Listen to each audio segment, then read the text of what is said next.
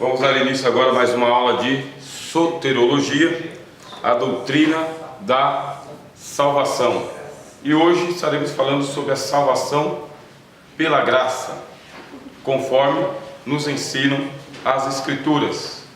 Primeiro a gente tem que retomar o que nós aprendemos na aula passada. Existe uma salvação ensinada pelos judeus, que é uma salvação por meio da lei, e que não pode ser ignorada por nós, porque demorou 1500 anos aproximadamente, desde Moisés até Cristo, em que Deus ele sustentou a lei. O Antigo Testamento ensina claramente uma salvação com a lei, por meio da lei, e somente os filhos da lei é que serão salvos. Qual lei? Aquela que foi entregue no Monte Sinai, os 10 mandamentos, o Decálogo. Os 10 mandamentos, sendo cumpridos ao pé da letra, são chamados de lei da vida. Até o Estevão, que estava cheio do Espírito Santo, ele disse aos homens que o mataram, que a lei, ela é a lei da vida e entregue pelos anjos. Não foi fácil para o Novo Testamento começar, porque ele foi pregado por um judeu, Jesus Cristo, e para os judeus, os israelitas. Os primeiros conversos, quando você lê o livro de Atos, são todos judeus, todos guardiães das leis de Moisés. E os 11 apóstolos que permaneceram com Cristo são todos judeus, todos judeus. Não foi fácil acontecer uma emancipação da lei, emancipar-se da lei e encontrar Cristo, servir a Cristo por meio da graça. Não é fácil, a emancipação não é fácil. Emancipar é deixar de ser criança, pensar como criança, raciocinar como criança, servir a Deus como criança e se apropriar agora de uma nova idade. Qual é a nova idade? A idade da graça. Não foi fácil.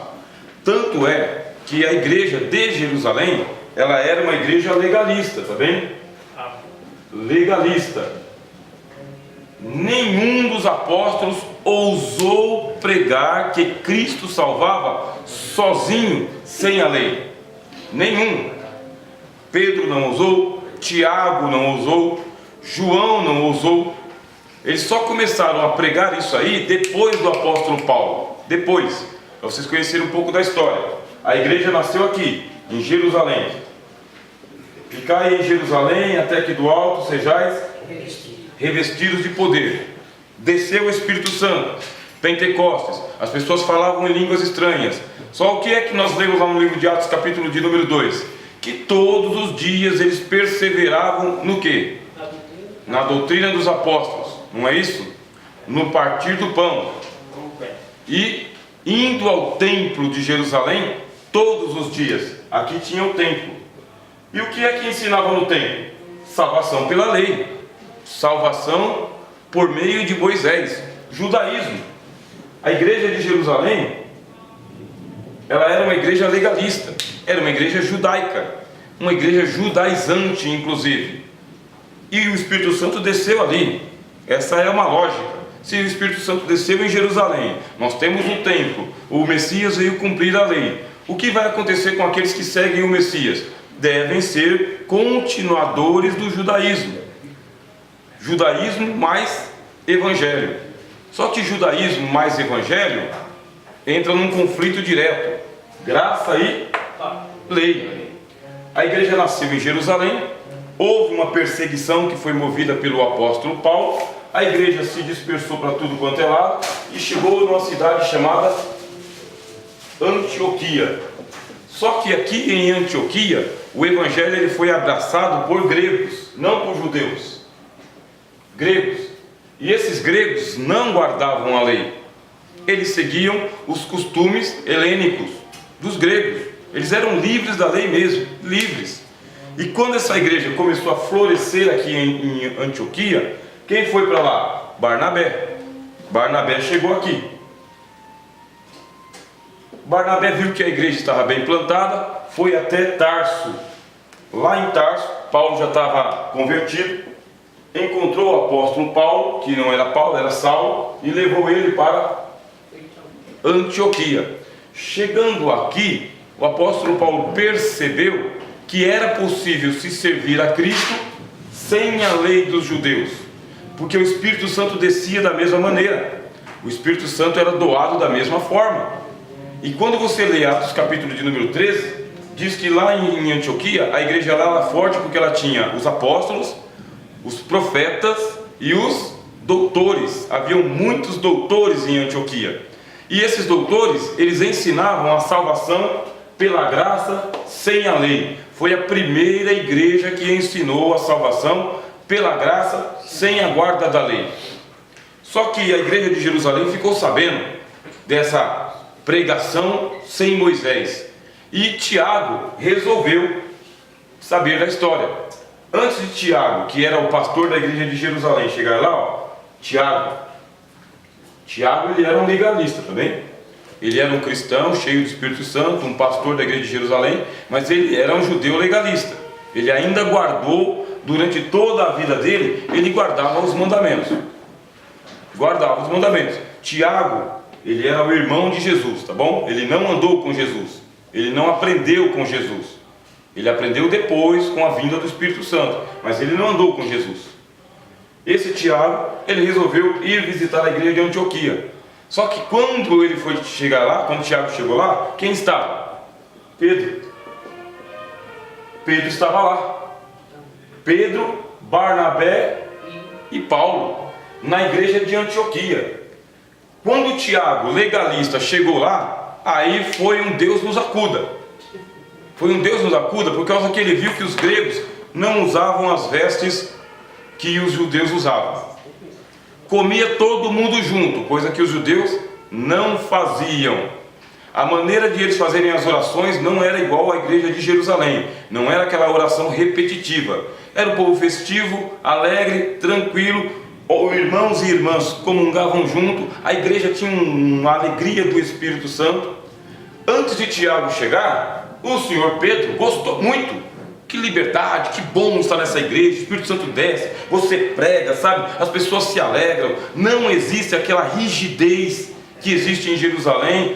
Beleza, hein? Estava aqui Pedro, Barnabé, Saulo, todo mundo de boa. Chegou o legalista do Tiago, pastor presidente da igreja de Jerusalém.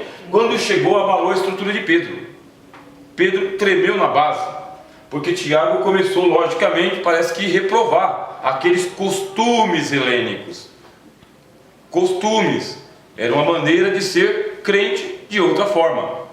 Tiago, a Bíblia não fala nada que ele reprovou. Só que o apóstolo Paulo, aqui na carta aos Gálatas, falou que com a chegada de Tiago e aqueles legalistas de Jerusalém, a igreja de Antioquia começou a passar um apuro. Por quê? Eles estavam sendo questionados. Pedro começou a se afastar dos cultos. E Barnabé também começou a se afastar dos cultos. Não é assim que a gente aprendeu em Jerusalém, não é dessa maneira. Começou a abalar a estrutura. Aí o apóstolo Paulo, quando observou que a turma de Jerusalém estava acabando com a obra aqui em Antioquia, aí Paulo fala o quê? Quando os legalistas chegaram, eu não me sujeitei a eles nem por uma hora. Nem por uma hora. Paulo ficou firme, resoluto, porque o trabalho não era de Paulo, nem de Pedro, nem de Barnabé. O trabalho era do Espírito de Deus. Deus estava salvando sem a lei os gregos, salvando e descendo o Espírito Santo. Eram novas criaturas. Só que o estilo de música era grego, o estilo de vestimenta grego, e o estilo de culto era um culto grego. A Bíblia não fala o que Tiago reprovou, não fala, mas pela presença de Tiago, Pedro foi se retraindo. Fizeram uma reunião lá, diz o apóstolo Paulo na carta aos Gálatas. Fizeram uma reunião e Paulo chamou Pedro na barba. Vem aqui, Pedro, vem aqui, senhor. Mas que dissimulação é essa, rapaz? Mas que fingimento é esse? Que hipocrisia é essa? Antes de chegar o pastor presidente aqui, você estava de boa, cantava com a gente, comia com a gente, andava com a gente, dava sua bênção pastoral com a gente. Chegou o pastor presidente, o que você fez? Vestiu a capa de judeu de novo? e está levando Barnabé com você, e agora a obra que eu comecei aqui está indo para o ralo, porque você não tem coragem de sustentar o evangelho da graça. Brigou os dois, irmãos. Brigou na cara. Ele diz: eu chamei a atenção de Pedro no rosto, na face, e falei para Pedro o seguinte: nem você que é judeu aguenta viver a regra de judeu, como você quer que esses gregos vivam? E Paulo, senta o rei, não deixa barato, porque ele entende que a salvação é somente, tá?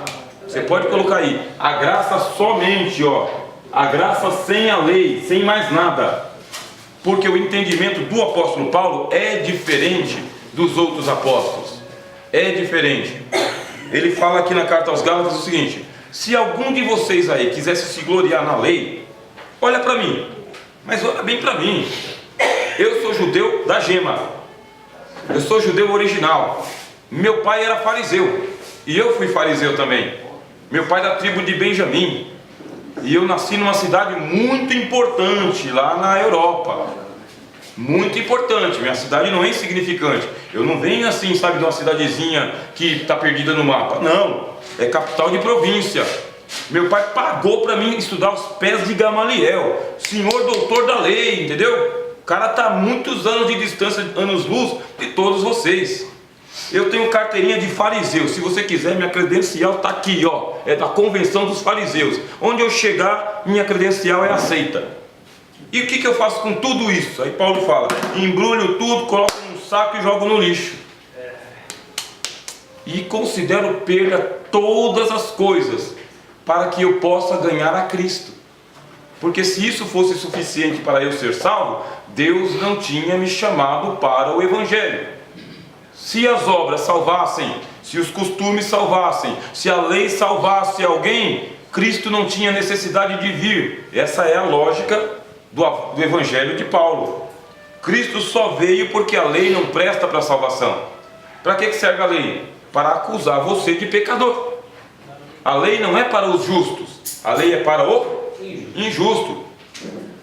Injusto? Para que você precisa de um advogado? Porque a lei te acusa. Você quebra a lei, o advogado, que é o entendido da lei, é um bacharel em direito, vai lá e te livra da cadeia, argumenta a seu favor. Entendeu a lógica? Se a lei pudesse salvar o Alex, você não precisa de Cristo, porque a lei é suficiente. Mas o Alex, ele vai se disciplinar, vai cumprir os 10 mandamentos, mas uma hora ele vai cair. Na hora que ele cair, acabou para você, Alex. Não tem segunda instância, porque não tem para quem você recorrer. Não tem para quem você recorrer, porque você só tem um legislador. Quem é o legislador? Tiago fala: há um só legislador, Deus. Só Deus é o legislador. O legislador já colocou a lei. Você acha que Deus é tão incompetente de não saber que você ia quebrar a lei? Mas por que ele colocou a lei então, sabendo que você ia quebrar? Para tornar a tua consciência aberta e desperta de que você, com a lei, você não vai se salvar. Você vai parar no buraco. Não só você, o irmão Cláudio também, o irmão Ronald também, o irmão Natanael também, o irmão Rogério também. Não tem salvação pelas obras, porque você e eu não temos naipe para alcançar o que é a lei. Você não tem naipe, não tem cacife, entendeu? Não tem pedigree, é tudo um cão sem dono, sem marca nenhuma, não tem qualidade espiritual. Paulo, lá na carta aos Romanos, ele fala: a lei é santa e o mandamento é santo, justo e bom. Mas e eu? Eu sou enfermo, eu sou um escravo vendido ao pecado. A lei está lá em cima e eu estou aqui no esgoto. O que eu vou fazer se eu estou no esgoto e a lei está no céu? Eu vou ser condenado pela lei, não tem como. Eu preciso de alguém que tenha misericórdia de mim, porque a lei veio e não fez nada a meu favor. Ela me arrebentou, ela me desqualificou diante de Deus. E se você procurar falar o seguinte: não, que isso, eu tenho categoria, quer ver? Eu vou cumprir a lei de qualquer maneira. Aí você se torna mais culpado ainda. Se você não reconhece que você não tem qualidade espiritual e tenta convencer a Deus de que você consegue, a lei ela vai pesar mais ainda sobre você. A lei só serve para você pedir por misericórdia. só para clamar por salvação, só para se deplorar no pó e na cinza.